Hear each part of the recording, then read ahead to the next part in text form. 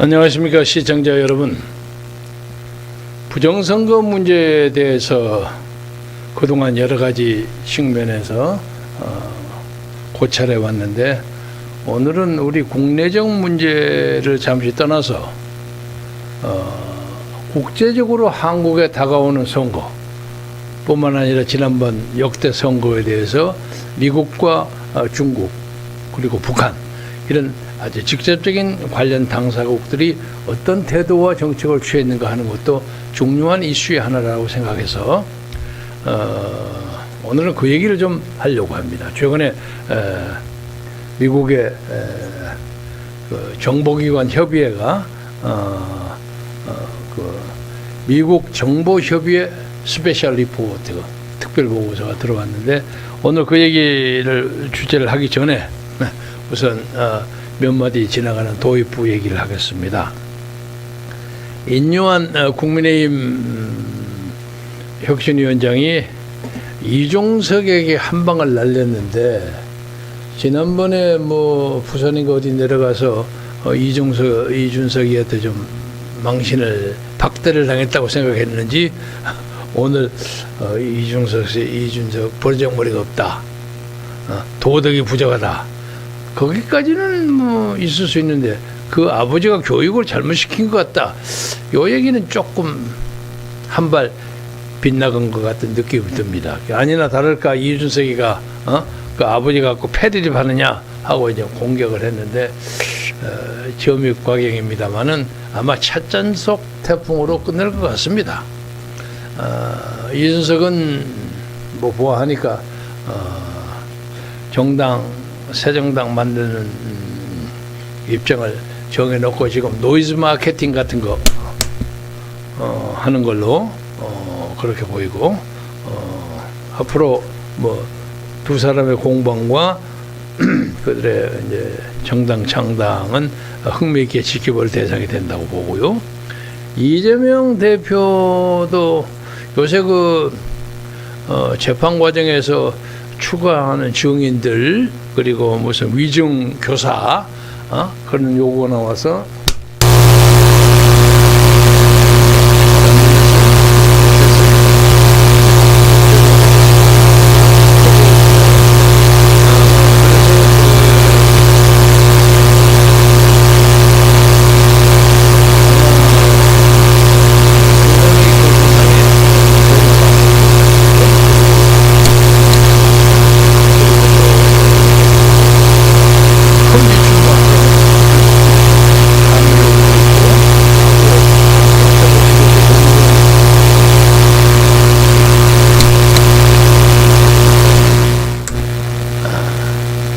소음 없어졌어요? 방송사고가 나서 죄송합니다. 원희룡 장관이 이재명 출마하는데 따라가서 출마하겠다고 소위 진금승부 일부러 신캔 쇼부를 걸고 나서니까 이재명이 좀 난처한 입장이 되는 것도 재미있는 얘기고, 또 한동훈 장관은 사퇴를 하기 전에 너무 정치인 길을 너무 빨리 들어간 것 같아요. 뭐라고 민주당이 얘기하니까 그게 민주당이야 바보, 야 이런 말을 했더니 또 좀 숨죽이고 있던 최강욱이가 그게 바로 탄핵감이라고 또 맞장구를 치고 볼만해요. 근데 요새 이제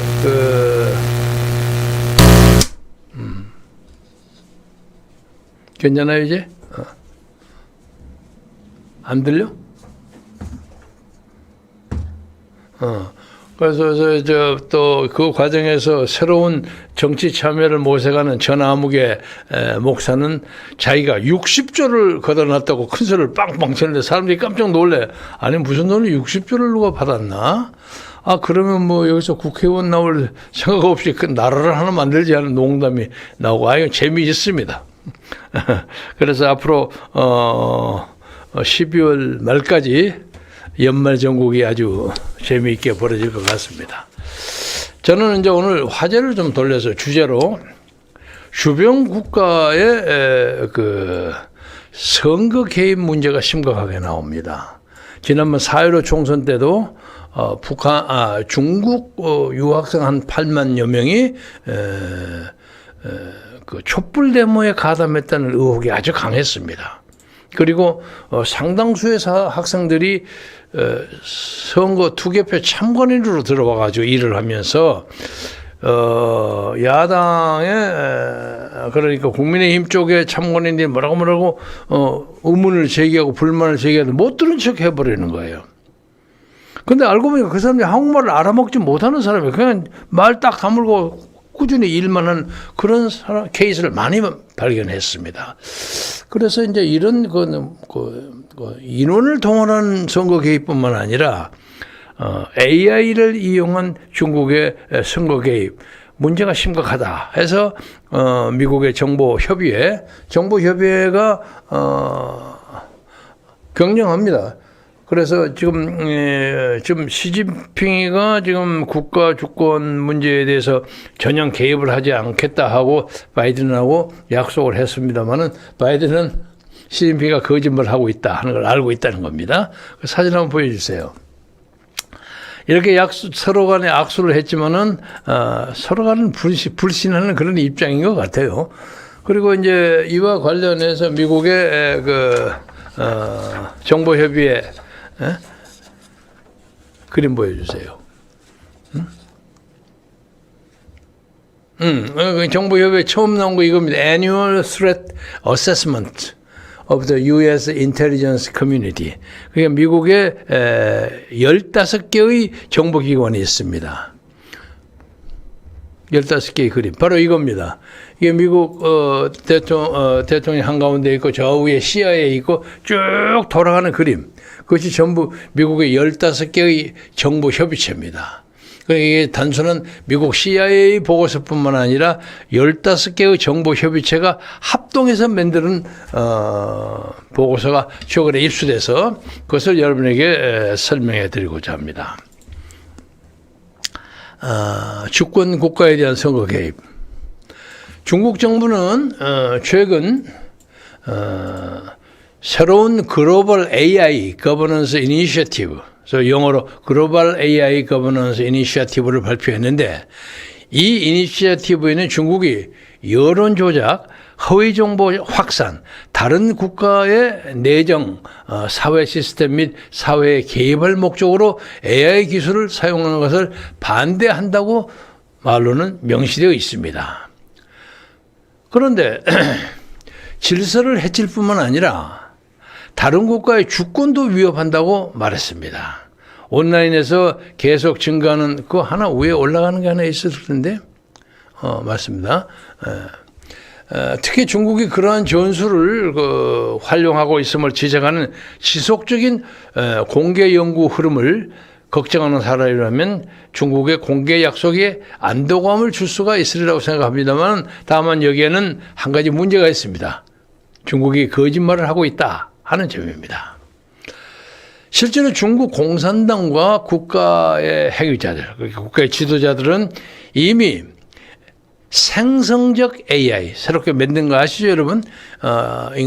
인공 AI를 사용해서 허위 정보를 생성하고 확산시키는 방식을 활용하고 있으며 동일한 목적으로 해서 오랫동안 초기 형태의 AI를 사용했습니다. 그러니까 AI를 가지고 조셉 바이든 얼굴로 딱 AI를 만들고 시진핑도 AI를 딱 만들고 바이든이 뭐라고 얘기하는 전혀 엉터리 없는 가짜 뉴스도 만들 수 있다는 겁니다. 지난 9월 여러분 잘 아시죠? 마이크로소프트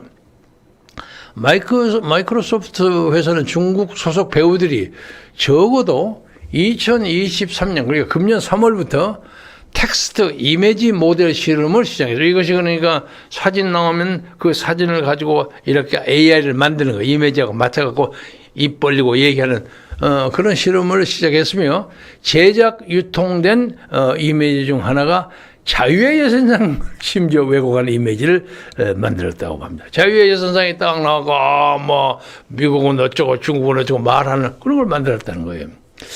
이제 마이크로소프트의 이번 보고서는 지난 몇 년간 중국이 선전 확산을 위해서 AI 생성 아바타를 사용해 왔다는 보도 이후에 나온 것입니다.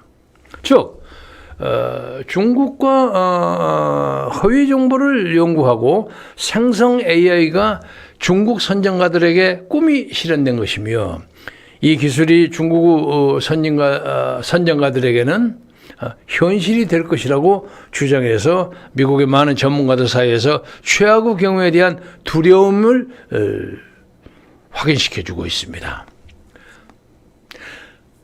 글로벌 주도권을 형성하려는 중국은 그 포텐셜이 대단합니다. 많은 노력을 하고 있으며 전 세계에도 후진국, 개발도상국의 그 영향력을 무지막지하게 쏟아붓고 있으며 또 기술을 빠르게 채택하고 추진하고 있습니다.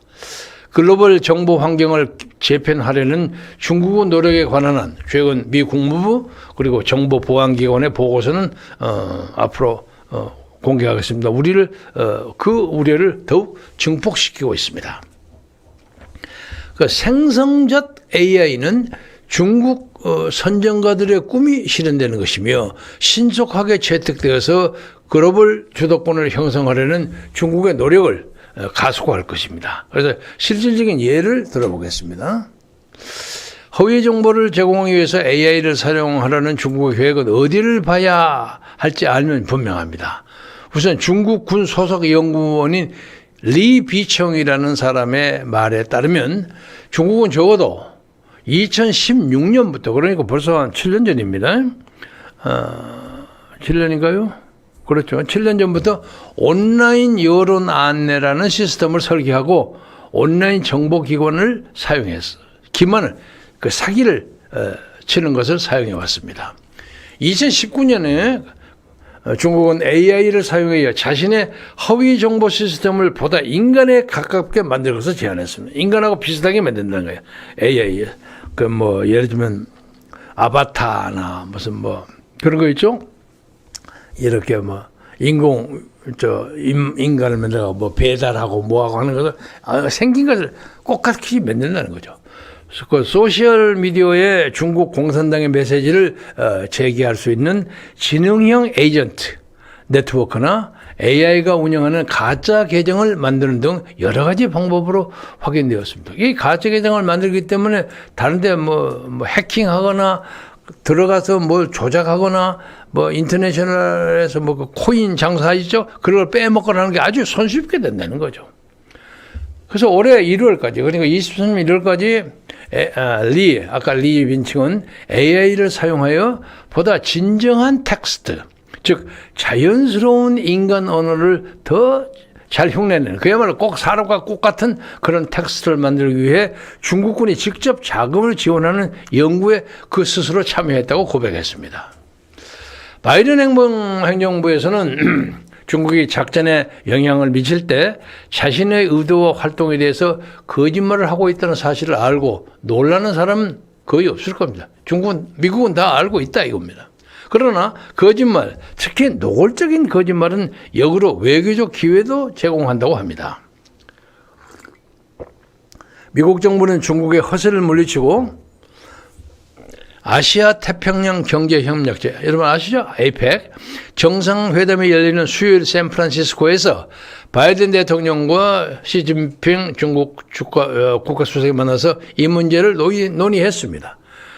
그 결과로 두 지도자는 AI를 사용하여 상대방의 국민의 여론을 조작하거나 영향을 미치는 것을 금지하는 양자 협약에 동의했습니다. 형식적으로 동의했습니다. 그러나 이런 유형의 협약을 준수한 중국의 실정은 매우 열악합니다.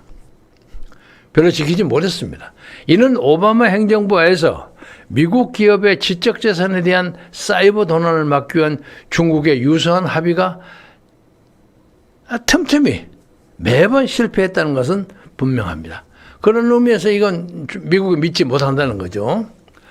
그러나 이 협약의 목적은 앞으로 중국이 공개적으로 책임을 묻고 미국이 그러한 영향력 행사에 반대한다는 점을 시진핑 주석과 중국 지도부에게 직접 분명하게 명백하게 알린다는 의미에서 그 의미가 있다고 보겠습니다. 그래서 미국 정보계의 경고, 생성적 AI의 등장으로 인해서 2024년 중국은 다른 나라에 대한 직접적인 선거 개입 가능성이 높아지지는 않지만 잠재적인 선거 개입이 더욱 효과적이 될 가능성은 매우 높습니다. 그래서 미국 정부가 다가오는 2024년 내년 선거에서 중국의 선거 개입이 가능하다 하는 것을 우려하고 있기 때문에 특히 이러한 공약은 중요한 순간에 나올 것입니다. 이 대상에 한국의 내년 4월 10일 총선거가 포함된다고 봅니다. 미국 정보계는 올해 초 PDF, 중국이 반중 정치인으로 인식되는 일부 선거에 개입할 의향을 보였다 하고 경고를 했으며, 다른 미국 정부 관리들도 다가오는 선거에 중국이 개입할 가능성에 대해서 비슷한 경고를 했습니다. 오늘 아침에 공교롭게 뉴스 드는 거 보니까 연합통신 뉴스에 중국이 오래전에 이재명을 선택했다 하는 그런 기사가 나왔습니다. 그런데 아마 이재명을 지원하는 것이 충분하지 못해서 아슬아슬하게 실패하지 않았나 그런 생각이 듭니다. 지금까지는 중국 지도부가 미국 대선에 직접 개입하는 것을 피한 것으로 보이지만, 지금까지는 피해왔지만 미중 관계가 계속 악화되는 상황에서 그런 행운이 계속되리라고 생각해서는 안 된다고 미국 전문가들은 보고 있습니다. 바이든 대통령은 다가오는 2024년 선거에 중국이 개입하는 것은 용납될 수 없다는 점을 보다 공개적으로 시진핑에게 분명하게 밝히고 강력한 대응을 해야 한다는 해야 한다고 미국 관리들은 강조하고 있습니다. 이 경우에 중국의 거짓말이 좋은 빌미를 제공하여 반격과 방어의 출발점이 될 수 있습니다. 특히 바이든 행정부가 이를 단순히 거짓말이 아니라 점점 커지는 중국 선거 개입의 위협으로부터 2024년 미국 선거, 한국 선거도 포함됩니다. 보호할 수 있는 기회로 본다면 더욱 그러하다고 얘기할 수 있습니다. 중국의 이제 거짓말 얘기를 하게 돼요. 글로벌 거버넌스 이니셔티브라는 겁니다. 여러분이 잘 아시다시피 인공지능 AI는 인간 발달의 새로운 영역입니다. 현재 전 세계적으로 AI의 빠른 발전은 사회 경제적 발전과 인류 문명의 진보에 지대한 영향을 미치고 있으며 전 세계에 엄청난 기회를 가져오고 있습니다. 세계사에 그런 새로운 기회를 열어놓고 있습니다. 그러나 AI 기술은 문제가 예측할 수 없는 위험과 복잡한 문제를 이야기하기도 합니다. 이게 심각한 문제입니다. 세계 모든 국가가 직면한 공동 과제인 AI 거버넌스는 인류의 미래가 직결되고 있습니다. 따라서 언젠가 AI에 의해서 인류가 조종당할 수도 있다는 뜻입니다.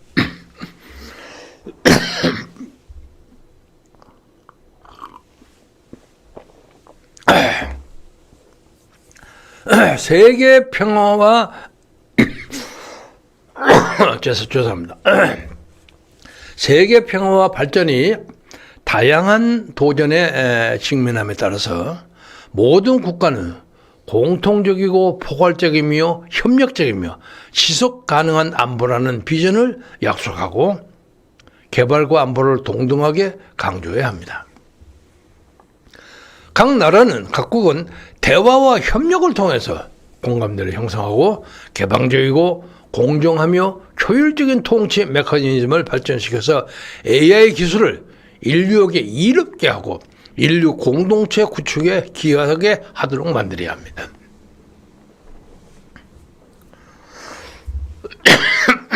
내용이 아주 심각해서 말을 영업하기가 좀 힘듭니다. 천천히 나가겠습니다. 우리는 모든 국가가 AI 거버넌스에 대한 정보 교환과 기술 협력을 강화할 것을 촉구합니다.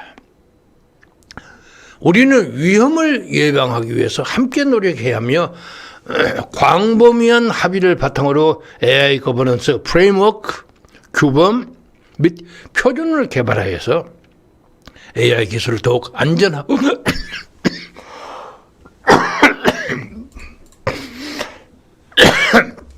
죄송합니다. 물을 다른 물을 가져가지 이게 약한 모양이다. 됐어요. 더욱 안전하고 신뢰할 수 있으며 제어 가능하고 공평하게 해야 한다고 봅니다. 우리는 정부와 국제기구, 기업, 연구기관, 시민단체, 개인이 광범위한 협의, 공동기여, 이익 공유의 원칙에 따라서 거버넌스를 공동으로 추진하는 것을 환영합니다. 이를 위해서 우리는 다음과 같은 제안을 드리고 싶습니다. 우리는 인류 복지 증진을 목표로 하고 사회 보장을 보장하고 인류의 권리와 이익을 보장한다는 전제하에서 AI 개발에 있어서 사람 중심의 접근 방식을 반드시 견지해야 한다고 봅니다. 그러니까 인간이 AI의 노예가 되어서는 안 된다는 뜻입니다. 인류 문명, 우리는 지속 가능한 개발을 촉진하고 기후변화 및 생물 다양성 보존과 같은 글로벌한 과제를 해결하는 데 있어서 AI의 역할을 적극적으로 지원해야 한다 하고 봅니다. 우리는 AI 제품과 서비스를 제공할 때 다른 나라의 국가 주권을 존중해야 하고 해당 국가의 법률을 엄격하게 지켜야 하고 그래야 합니다. 우리는 여론 조작, 특히 이게 중요합니다. 허위 정보 유포, 다른 나라와의 내정 사회 제도 사회 질서에 대한 개입, 다른 국가의 주권을 위태롭게 하는 목적으로 AI 기술을 사용하는 것을 절대로 반대해야 합니다. 이 중요한 대목입니다. 그런데 이런 의미에서 우리가 중국과 북한의 개입을 걱정하는 것입니다. 우리는 AI를 선의로 개발한다는 원칙을 고수하고 관련 국제법을 존중하며 AI 개발을 인류의 공동의 가치인 평화와 개발과 형평성과 정의와 민주주의 그리고 자유에 맞춰야 한다고 생각합니다. 우리는 테러리스트, 극단 세력, 초국적 조직범죄 집단에 의한 AI 기술의 오용과 악의적 사용을 방지하고 이에 맞서 싸우기 위해서 함께 노력해야 합니다. 우리는 이런 문제의 점에서 이스라엘 하마스 전쟁과 러시아 우크라이나 전쟁을 심각하게 경계하고 주목하고 있습니다. 모든 국가, 특히 주요 국가는 군사 분야에서 AI 기술의 연구, 개발 및 적용에 대해서 신중하고 책임 있게 태도를 취해야 한다고 봅니다. 우리는 AI 개발에 있어서 상호 존중, 평등, 그리고 상호 이익의 원칙을 견지해야 인류의 장래가 편안하다고 봅니다. 규모와 힘과 사회 시스템에 관계없이 모든 국가는 AI를 개발하고 사용할 수 있는 지식을 동등한 권리를 가져야 합니다.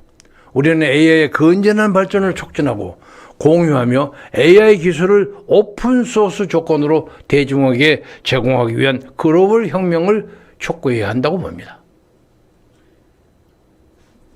우리는 다른 나라의 AI 개발을 방해하기 위해서 이념적인 선을 긋거나 배타적인 단체를 결성하는 것에 반대합니다. 우리는 또한 기술 독점과 일방적인 강압적 조치를 통해서 장벽을 만들고 글로벌 AI 공급망을 붕괴시키는 것도 절대 반대합니다.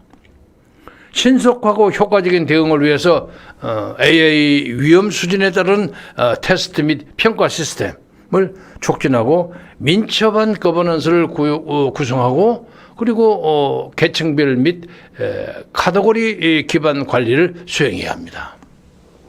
여러분 R&D 하시죠? Research and Development. R&D의 주체는 AI의 설명 가능성과 예측 가능성을 개선하고 데이터의 신뢰성과 정확성을 높이고 AI가 항상 인간의 통제하에 있도록 보장하고, 이 대단히 중요한 겁니다. 검토, 모니터링 할 수 있는, 그리고 추적할 수 있는, 그리고 신뢰할 수 있는 AI로 기술로 구축을 해야 합니다. AI에 대해서는 탁월한 발명이지만 그에 따른 수많은 우려가 이렇게 겹겹이 켜켜이 쌓이는 것입니다. 언젠가 AI가 인간을 지배하는 그런 말도 안 되는 상상할 수 없는 미래를 막기 위한 우리들의 우려를 여기서 표시하는 것입니다. 따라서 관련 법률, 규정, 규칙을 점진적으로 제정 및 개선하고 AI 연구 개발 및 응용 분야에서 개인정보 보호와 데이터 보안을 보장해야 합니다. 우리는 개인정보의 도난과 변조와 유출과 기타 불법적인 수집 및 이용을 결사 반대합니다. 우리는 공정성과 비차별의 원칙을 준수해야 하며 데이터 수집, 알고리즘의 설계, 여러분 알고리즘 아시죠? 기술 개발, 제품 개발 및 그것의 적용 과정에서 민족과 신념과 국적과 성별 등에 따르는 편견과 차별을 반드시 피해야 한다고 강조합니다. 우리는 윤리를 최우선으로 생각해야 합니다. 제가 모두에 들어오면서 인유한 위원장하고 이준석 전 대표 사이에 윤리 문제가 화제에 오른 것을 잠깐 언급했죠. ethics, moral 이걸 최우선으로 생각해야 합니다. AI에서도. 우리는 AI에 대한 윤리규칙, 규범, 책임 메커니즘을 확립 혹은 개선하고 AI 윤리 지침을 공식화하여 과학기술이나 윤리 검토 및 규제 시스템을 반드시 구축해야 합니다.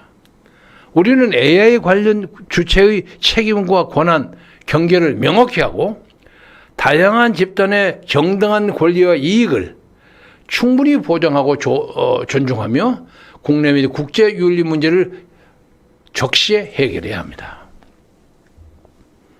내용이 많습니다. 한도 끝도 없습니다. 우리는 폭넓은 참여와 합의에 기반한 의사 결정 원칙을 견지하고 점진적인 접근 방식을 채택하고 기술 발전에 세심한 주의를 기울이고 위험의 평가와 정책 소통을 수행하고 모범 사례를 공유해야 합니다. 이를 바탕으로 우리는 교류와 협력을 바탕으로 국가 간의 경쟁과 관행의 차이를 충분히 존중하면서도 국제 AI 거버넌스 분야에서 폭넓은 합의를 달성하기 위해서 다양한 이해관계자의 적극적인 참여를 장려해야 하겠습니다. 우리는 AI 거버넌스 기술을 적극적으로 개발하고 적용하고 AI 위험을 예방하기 위해서 AI 기술의 사용을 장려하며 AI 거버넌스 기술 역량을 강화해야 하겠습니다. 우리는 글로벌 AI 거버넌스에서 개발도상국의 대표성과 목소리를 높이고 개발도상국이라 해서 AI 개발이 늦는다는 보장이 없습니다. 우리도 세계적인 수준의 AI 기술을 개발하고 가지고 있습니다. 그래서 AI의 개발 및 거버넌스에서 모든 국가에 대한 평등한 권리, 그리고 기회의 균등, 평등한 규칙을 보장해야 합니다. AI와 거버넌스 역량의 격차를 해소하기 위해서 개발도상국과 국제협력을 수행하고 지원을 개선하기 위한 노력이 이루어져야 합니다. 언젠가 이 AI 때문에 국제적 전쟁과 쟁패가 벌어질 수도 있고 이것 때문에 또 전쟁이 벌어질 수도 있습니다. 그런 것을 막자는 뜻에서 말씀드리는 겁니다. 다음은 MTAC에 대해서 설명하겠습니다. 이게 마이크로소프트 위협 분석 센터입니다. MTAC는 영향력 작전 및 사이버 활동으로 인한 테러 위협에 대한 지속적인 보고서의 일환으로 정교합, 범위, 규모, 동아시아의 디지털 위협이 폭과 효과의 증가를 촉진하여 위험이 높은 특정 부분 및 지역을 식별하게 합니다. 지난해 중국은 정치적 스펙트럼 전반에 걸쳐서 미국 유권자를 모방하고 인종, 경제 이념에 따라서 논란을 일으키기 위한 영향력 행사에 사용할 수 있는 이미지를 자동적으로 생성하는 새로운 기능을 개발하고 숙달시켰습니다. 놀랄만한 일입니다. 이 새로운 중국의 기능은 미국과 다른 민주주의 국가의 소셜 네트워크에서 입소문을 벌 수 있는 고품질 콘텐츠를 만들려고 시도하는 인공지능에 의해서 구동됩니다. 움직인다는 뜻입니다. 이런 이미지를 AI를 사용하여 매력적인 이미지를 생성할 뿐만 아니라 시간이 지남에 따라서 이미지를 개선하는 방법을 학습하는 확산기관, 그리고 이미지 생성기에 의해서 생성될 가능성이 크다고 봅니다. MTAC에 따르면 중국과 연계된 행위자들이 총기 폭력과 같은 정치적으로 분열된 그 주제에 주로 초점을 맞추고 미국 정치인과 상징물을 폄하하는 광범위한 캠페인에서 AI가 생성한 시각 미디어를 활용하는 것을 관찰했다고 주장하고 있습니다. 이 기술은 이전 캠페인에서 사용된 그 어색한 디지털 드로잉이라든가 또 스톡 사진 콜라주보다는 훨씬 더 눈길을 끄는 콘텐츠를 생성하고 있습니다. 중국의 시간이 지남에 따라서 이 기술을 계속 연모할 것으로 예상할 수 있지만 언제 어떻게 대규모로 배포할지는 두고 봐야 하겠습니다. 이만큼 중국이 무서운 자세로 영향력을 확대하고 있으며, 그리고 자기들의 영향력을 확대하기 위해서 가까운 데에 있는 대한민국, 일본 이런 데 대해서 강력한 관심을 가지고 있습니다. 엊그제 한중일 외무장관 회동이 있었죠. 별로 이루어지지 않고 그냥 악수만 헤어졌고, 거기에 있는 그 왕이 외무위원회 표정을 보세요. 싸늘하고 말 한마디 하지 않고 그냥 악수만 하고 사진만 찍고 갔습니다. 이것이 오늘의 중국이 가지고 있는 그 고답적이고 우월한 자기 표현이라고 생각합니다. 마이크로소프트는 최근에 보고서 Governing AI, A Blueprint for the Future, 미래를 위한 청사진, 그래서 언급했듯이 공공 및 민간 부분은 사이버 및 영향력 위협 행위자에 의한 그 AI를 포함한 기술의 무기화에 공동으로 대처해야 한다고 강력하게 주장합니다. 앞으로 AI를 사용을 포함해서 탐지한 디지털 위험에 대해서 보고하여 정책 위반자, 보안 실무자 및 대중에게 새로운 기술이 정보 무결성과 민주주의 시스템을 붕괴시킬 수 있는 현재 또는 새로운 위협에 대해서 대비를 해야 한다고 강조하고 있습니다. 우리 사회는 계속해서 지식을 공유할 것이며 투명성을 충진하고 AI 거버넌스를 안내하기 위한 더 큰 청사진을 제기할 것입니다. 특히 사이버 작전에서 중국 정부와 연계된 여러 위협 행위자는 남중국해 지역의 사이버 공격을 집중하여 지역 정부 및 산업에 대한 정보 수집 및 얼웨어 시행을 수행했습니다. 다른 행위자들은 전략적 군사 목표를 강화하기 위해서 경쟁, 우위를 모색하면서 미국의 방위산업과 미국 인프라를 표용으로 삼고 있습니다. 이게 지금 미국의 정보보고 때문에 미국 얘기가 많이 나옵니다. 2023년 8월, 그러니까 금년 8월부터 최신 보고서입니다. 중국에 기반을 둔 행위자인 스톰 25는 미국 및 유럽 정부기관을 포함한 약 10여 개의 조직의 마이크로소프트 고객 이메일 계정에 액세스했습니다. 접근했다는 뜻입니다. 마이크로소프트는 이 활동이 스파이 목적으로 수행되었을 가능성이 높다고 평가하고 이 캠페인을 성공적으로 차단했다고 발표했습니다. 이 보고서는 또한 중국 국가가 후원하는 선전을 퍼뜨리고 해외에서 국가 이미지를 약화시키기 위해서 어떻게 국제적 노력을 계속해 왔는지도 자세히 설명하고 있습니다. 미중의 AI 싸움이 이렇게 치열합니다. 이게 이스라엘 하마스 전쟁엔 유가 아닙니다.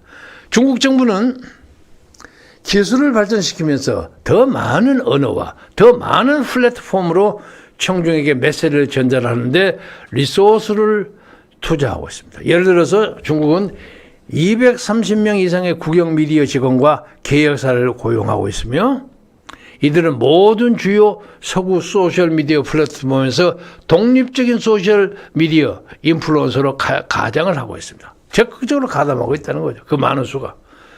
중국 국제방송 CRI라고 합니다. 과 기타 중국 관영 매체의 모집, 훈련, 홍보 및 자금 지원을 받는 이 인플루언서들은 전 세계 시청자와 의미 있는 관계를 맺을 수 있는 현지화된 중국 공산당 선전을 전문으로 전파하여 각지에 중국의 공자학원이 있잖아요.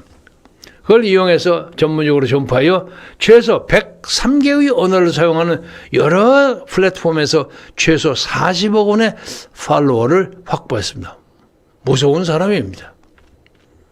중국의 기본을 둔 위협그룹이 인상적인 사이버 역량과 10작전을 지속적으로 개발하고 활용하고 있지만 정기적으로 해킹 및 유출 캠페인에 참여하는 이란과 러시아와 달리 중국이 사이버와 영향력을 결합하는 것을 관찰하지는 못했습니다.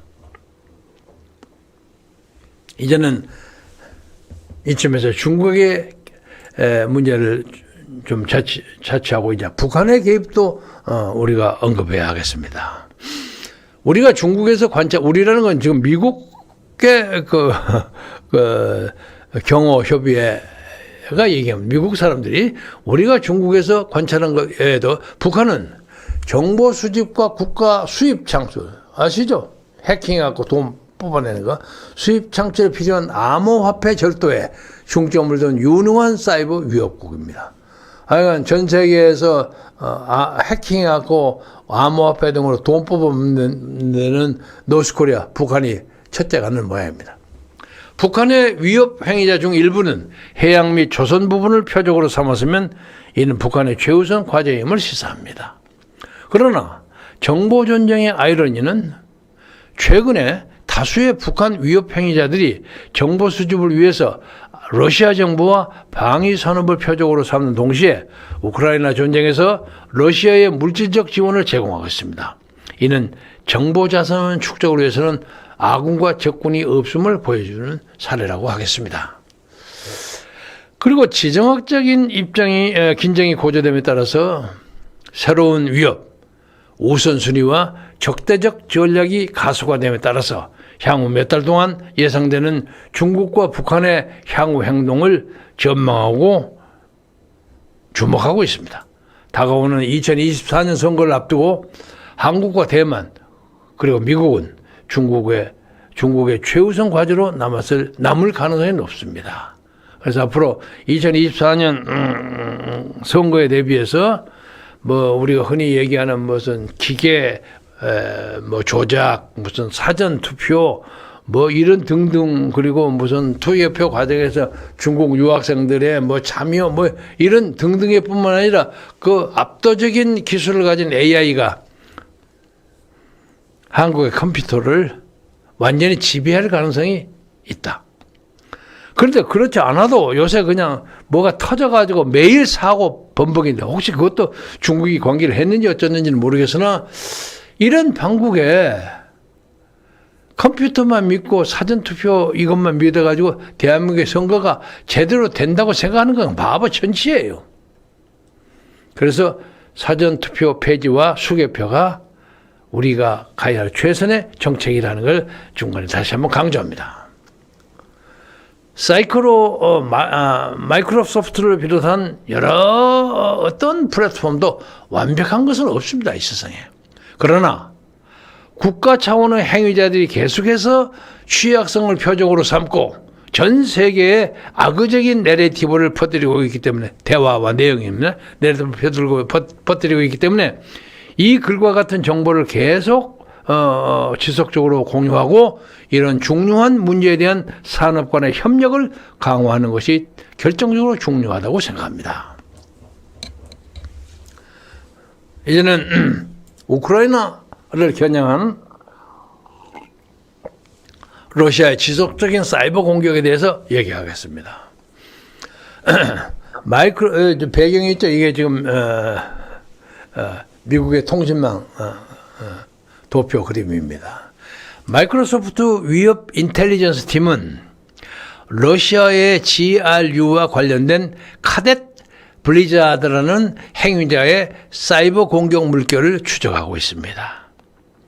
2022년 2월에 시작된, 이거 좀 미스프린트가 됐습니다. 2월에 시작된 이러한 공격은 우크라이나 전쟁 정보기관과 IT 서비스 제공업체를 표적으로 삼았다고 합니다.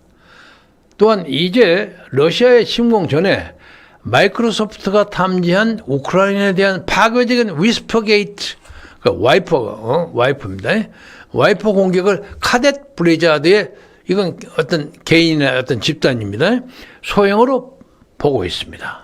카뎃 블리자드는 일반적으로 훔친 자격증명을 사용해서 조직의 네트워크 경계에 있는 인터넷 서버에 액세스, 접근함으로써 표적을 침해합니다.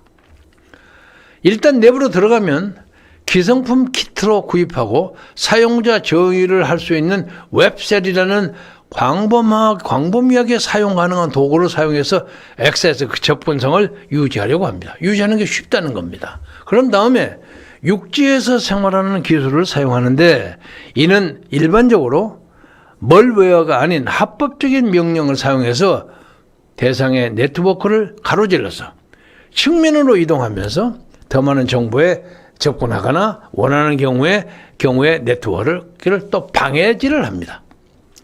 육지에서 생활하는 기술을 활용하면 합법적인 네트워크 트래픽에 숨어서 활동을 감시하기가 대단히 어렵게 만들 수 있다고 합니다. 방금 말씀드린 그 카뎃 블리자드는 일주일 내내 활동하며 활동이 감지될 가능성이 적은 주요 대상의 업무 외 시간에 살살 기다리다가 작전을 수행했습니다. 우크라이나 이외에도 우크라이나에 대한 군사 원조를 제공하는 나토 있죠, 북대서양 조약기구 회원국에도 또 초점을 맞추고 있습니다. 이 플레이어의 가장 흥미로운 점은 시쉘 블리자드 및 포레스트 블리자드와 같은 다른 GRU 개념의 비슷한 개념의 이름에 비해서 상대적으로 낮은 성공률입니다. 성공률이 많지 않다, 이렇게 보고 있습니다. 2022년 2월 시쉘 블리자드의 와이퍼 공격은 15개 이상의 조직에 걸쳐서 2022년 2월 와이퍼 게이트 공격은 우크라이나에서 적의 네트워크를 파괴하도록 훈련을 받았음에도 불구하고 훨씬 적은 수의 시스템에 영향을 미쳤고 비교적 미미한 영향을 미쳤다고 미국은 판단하고 있습니다. 그래서 카뎃 블리자드의 활동은 2021년에 급증했다가 사라졌다가 2023년 금년 초에 다시 나타났습니다. 보다 최근에 카뎃 블리자드 사이버 작전은 때때로는 성공을 했지만 GRU가 수행한 것과 같은 큰 영향은 미치지 못했다는 판단을 받습니다. 카뎃 블리자드는 2020년부터 운영되고 있습니다. 그래서 3년째, 만 3년이 가까이 되는 거, 4년째 들어가는 겁니다. 우크라이나와 북대서양 조약기구 회원국에도 유럽과 라틴 아메리카에도 다양한 조직을 표종으로 삼았다고 합니다. 가장 성공적인 러시아 플레이어는 아니지만 카뎃 블리자드는 최근 몇 가지 성공을 거두었다고 알려져 있습니다.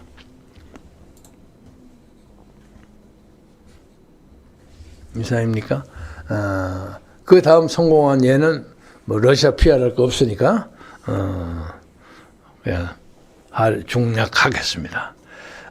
제가 이 북대서양 조약기구에 벌리는 이런 러시아의 행패, 그러니까 이런 것을 자세히 설명했던 것은 북한도 이해 못지않은 작업을 충분히 하고도 남는다.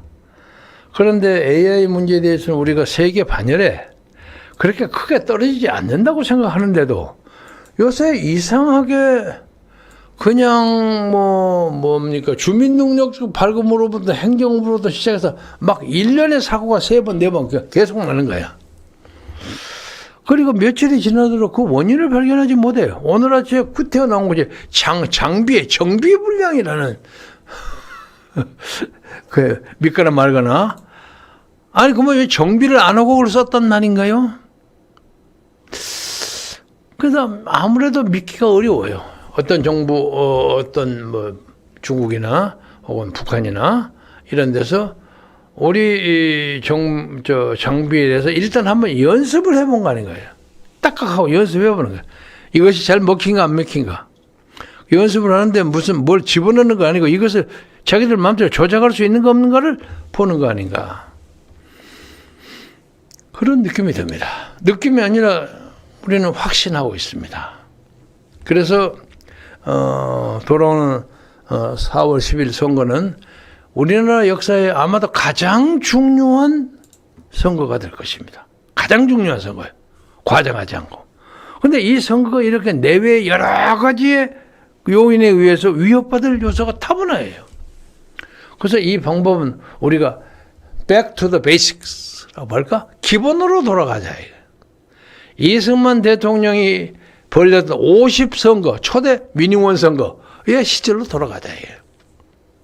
그래서 반드시 수개표를 하고 반드시 사전투표를 없애고 그리고 사전투표를 없애려면은 법안을 제출해서 개정해야 합니다. 개정해야 하는데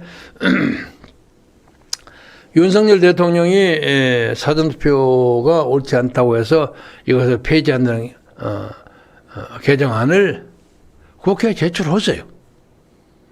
그리고 설명하세요. 설명하면 제가 개인적으로 생각하기에는 그것이 꼭 부결된다는 보장은 없다고 봅니다. 왜? 최근에 이재명 대표의 구속 동의안에 대해서 구속해도 좋다 하는 예스를 표를 던진 사람이 적어도 더불어민주당 중에 39명 정도 됩니다. 그 사람들이 같은 입장을 취하고 있다면 사전투표는 폐기될 수 있습니다. 그리고 만약에 한두 표 차이로 진다고 할지라도 윤석열 대통령은 그것을 근거로 해가지고 우리가 이것이 이렇게 문제가 있었는데 이렇게 열심히 얘기했는데 더불어민주당이 반대했다. 이게 얼마나 좋은 선거 캠페인입니까? 이제 우리는 사전투표가 없는 정말로 정정당당한 투표 시대로 끌어가겠다. 저 사람들은 사전투표 만들라고 저 아우성 치려고 한다.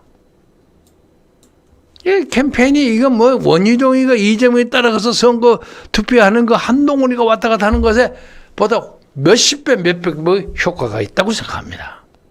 그리고 사전투표를 없앤다는 것은 전 세계적으로 증명이 됐어요. 선거 조작이 가능한 메이드 인 코리아 투표기는 전 세계 적어도 7개 내지 8개 나라에 가서 가는 곳마다 말썽을 일으켰어요. 뒤집어지고 혁명이 일어나고 대통령이 축출되고 난리 법석이 났어요. 그러니까 그것은 그냥 단순한 투표 개수 확인하는 보조 절차로서라 이거야. 그리고 수개표라 이거야. 엊그제 제가 말씀드렸습니다마는 독일은 반드시 선거는 수개표로 해야 한다 하는 걸 헌법에 넣어놨어요. 제가 헌법 몇 점 몇 항인가는 아직 확인 못했습니다만 그만큼 중요한 거예요. 그러면 독일 사람들이 우리보다 기술이 부족해서 수개표 일부러 그거 하고 있겠습니까? 손이 가장 정직하다는 거죠. 그리고 그걸 하는 것을 주변에 참관인이 보고 있잖아요. 그러니까 여기다가 뭐 무슨 투표구 무슨 지역의 1투표구에는 이 박스를 넣었더니 159가 나왔다. 159를 하고 컴퓨터에도 159를 입력시키고 그리고 그 개표기, 투표기 분류기 거기다 탁 집어넣어서 159개 나온 거 확인해라 이거야. 159개인가 160개인가 158개인가 그거 확인해라 이거야. 보조선을 하면 국민의 민의가 1점 차이가 없이 정확하게 전달해서 국정에 반영되고 우리의 지도자와 정책을 선택할 수 있는 거 아니냐 이것입니다. 그리고 이것을 대통령이 어물어물 끌고 있으면 이 사람도 무슨 약점이 있지 않느냐 하는 오해를 받는다는 거죠. 에?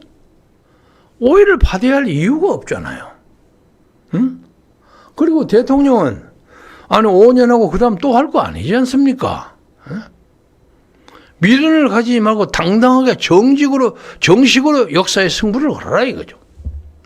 그래서 이렇게 장구하게 긴 AI의 얘기, AI의 기계 조작 가능성에 대해서 이렇게 장황하게 제가 설명을 드렸습니다. 이렇게 하는 사람이 대한민국에 제가 하나뿐만 아닙니다. 적어도 수천 명이 있습니다. 수천 명이. 그리고 그 사전투표 폐지 법안은 선거 전략으로도 뭐 김포시를 뭐 서울시에 포효시키라는 그런 정책보다 몇십 배의 더 명분과 도덕성을 가지고 있다고 보고, 그리고 그것 때문에 윤석열 정부는 과반수를 확보할 수 있으리라고 봅니다. 저는 그전에도 말씀드렸듯이 150석, 200석 가지면 안 돼요. 어떤 정당이든 건방지고 오만해집니다. 민주당 이재명 당이 하는 거 보세요. 아슬아슬하는 게 좋습니다. 그래야만 상대방도 설득하고, 미국처럼 미국의 백악관은요, 그 백악관을 점령하고 있는 대통령의 당적보다 다른 당적의 의원들을 훨씬 더 많이 초청합니다. 이게 확실하게 증거로 남아 있어요. 지금 바이든의 경우에는 바이든 민주당이 아니라 공화당 사람들 와서 설득해서 이거 말이야 이 법안이 이런 건데 이렇게 설득합니다. 그것이 민주주의입니다. 그래서 저는 윤석열 정부가 압도적인 다수가 되는 걸 원하지 않습니다. 그래서 이걸 고치면 이 나라에는 자유민주주의의 새로운 시대가 열린다고 확신합니다. 그래서 제발 이제 왜 돌아왔죠? 돌아와서 김기현 국가정보원장 뭐 어째서 고쳤는지 모르나 아무튼 저희들은 김기현 정보원장 마무리 삼아서 말씀드리자면 정보원장 시절에 적어도 국정원 제3차장 이번에는 3차장 문제가 되지 않았더라고요. 3차장의 입을 통해서 이 나라 선거제도에 기계에 문제가 있다 하는 것을 발표했어요. 저는 그건 국정원이 최근에 이룬 업적 중에서 가장 큰 어치브먼트라고 생각합니다. 그것을 과감하게 발표할 수 있는 세력이 국정원의 지도부에서 배제되지 않기를 바랍니다. 그런데 오용의 가능성이 있다 하고 하는 얘기는 우리는 오용했을 흔적이 그게 보인다 하는 것으로 해석합니다. 그럼 오용이 된다 안 되는 걸 한번 해봤을 거 아닙니까? 이렇게 쪽쪽 넣으니까 뭐 집어넣으니까 탁 돌아가고 이렇게 만들었을 거 아닙니까? 적어도 이 나라의 관계에서 정치, 문화, 정보 모든 관련해서 적어도 오늘 현재의 김기현 원장이 사퇴하기 전까지 대한민국 국가정보원은 적어도 대한민국 선거에 대해서 그 한마디 발표한 것으로 큰 성취라고 생각합니다. 그래서 김기현 정보원장이 무슨 인사 문제에 휘말렸는지 어쩐지 그건 잘 모르겠으나 아무튼 하나의 큰 업적을 하고 왔다 하는 것에 대해서는 긍정적으로 평가하고 앞으로 좋은 사람이 들어올 때도 국가를 위해서 정확하게 봉사할 수 있는 사람, 그런 사람이 들어왔으면 좋겠다 하는 것을 희망사항을 말씀드리면서 여러분 얘기를 하다 보니까 거의 1시간 가까이 됐습니다. 56분 됐습니다. 장시간 들어주셔서 대단히 고맙습니다. 여러분 건강하고 행복하십시오. 또 뵙겠습니다.